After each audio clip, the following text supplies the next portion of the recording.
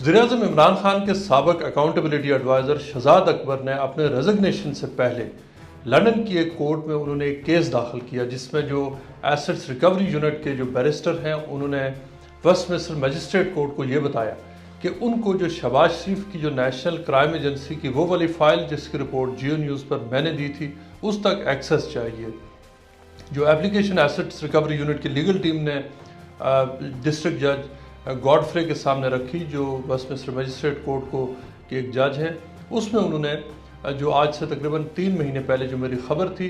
National crime agency के हवाले से और शहबाज शरीफ के हवाले से कि शहबाज शरीफ के ख़िलाफ़ मनी लॉन्ड्रिंग की इंक्वायरी को बंद कर दिया गया है,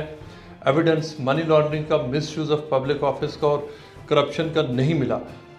एसेट्स रिकवरी यूनिट ने जो एप्लीकेशन दी उन्होंने ये कोर्ट को ये बताया, जो स्केलेटन आर्गूमेंट है,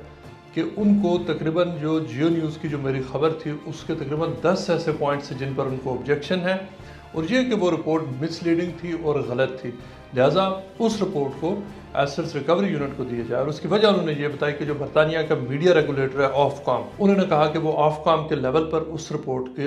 को लेकर मेरे ख़िलाफ़ केस करना चाहते हैं।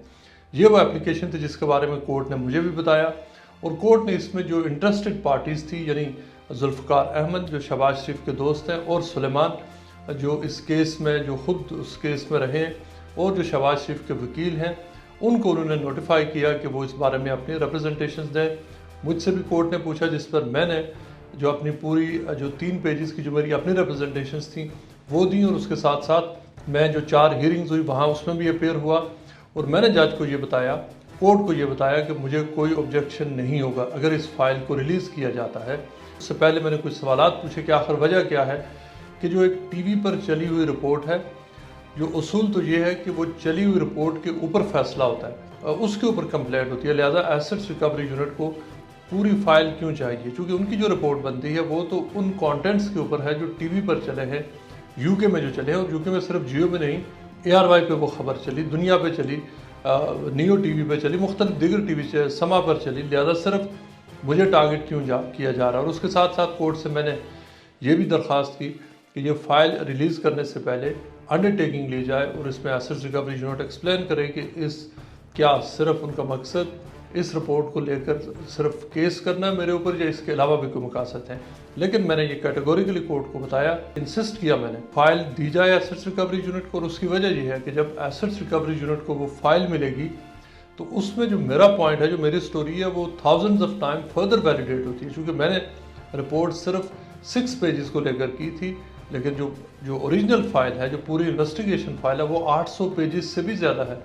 शहजाद अकबर ने उस वक्त ये कहा था कि ये एक मामूली इन्वेस्टिगेशन है, लिमिटेड इंक्वायरी थी, हमारा इसमें कोई रोल नहीं था, लेकिन जब वो फाइल रिलीज़ होगी तो वो सब क्लियर हो जाएगा कि पाकिस्तान का और ख़ास तौर पर एसेट्स रिकवरी यूनिट का कितना बड़ा हाथ था उस पूरी इंक्वायरी में, और ये किस तरह शहजाद अकबर ने खुद उन्होंने कहा था कि हमारा बड़ा क्लोज वर्किंग रिलेशनशिप चल रहा है, और ये कि हम इस हवाले से कामयाबी हासिल करेंगे। जब कोर्ट के आर्ग्यूमेंट्स हुए तो उसमें जो सुलेमान और जुल्फ़िकार के जो वकील हैं उन्होंने ये आर्ग्यू किया, सुलेमान के जो वकील थे उन्होंने कहा कि वो रिपोर्ट को वो चाहते हैं कि वो हुकूमत पाकिस्तान तक पूरी रिपोर्ट ना दी जाए, और उसकी वजह उन्होंने ये बताई कि उसके बाद ऐसे हिस्से हैं जिन्हें वो चाहते हैं कि जिसमें पर्सनल इन्फॉर्मेशन है, IBN नंबर्स हैं, बैंक अकाउंट्स हैं, वीज़ा एप्लीकेशंस हैं, बच्चों की डिटेल्स हैं, जिनका केस इंक्वायरी और जो केस था उससे ताल्लुक़ नहीं है, लिहाजा वो जो पर्सनल इन्फॉर्मेशन है वो किसी भी हुकूमत या पब्लिक में जाने से उनको नुकसान होगा, लिहाजा वो चीज़ें ना रिलीज़ की जाएँ। जुल्फ़िकार अहमद ने कोर्ट में बताया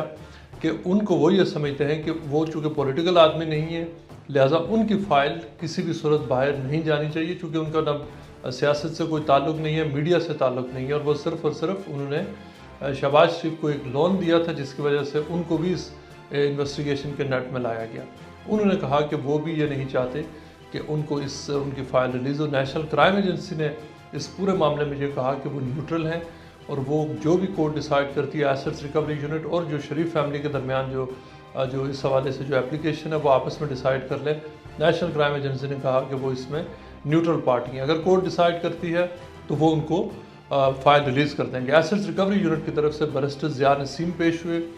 बैरिस्टर ज़िया नसीम ने अपने जो आर्गूमेंट्स थे उन्होंने उसमें ये कहा कि उनको रिपोर्ट इस वजह से मिलनी चाहिए कि चूँकि जियो न्यूज़ पहले ही वो खबर चला चुका है, اسی رپورٹ سے، ایک نہیں اس کے اوپر 2-3 رپورٹس ہیں، پاکستان کے مختلف میڈیا نے رپورٹس چلائی ہیں، اور اس کے ساتھ ساتھ انہوں نے یہ کہا کہ شہباز شریف اسی رپورٹ کے اوپر پریس کانفرنس کر چکے ہیں، پلس انہوں نے جو ویسٹ منسٹر مجسٹریٹس کورٹ کے ریسنٹ 2 ایسے ڈیسیژنز تھے ان کو بنیاد بنایا، جس میں جو ڈیسیژن جو وہ فیور میں آیا تھا، جو اپلیکنٹس تھے ان کے فیور میں 2 بڑے اسی طرح کے ایسٹس فریزنگ آرڈرز کے کیسز تھے، جن میں ویسٹ منسٹر مجسٹریٹ کورٹ نے ڈیسائیڈ کیا تھا،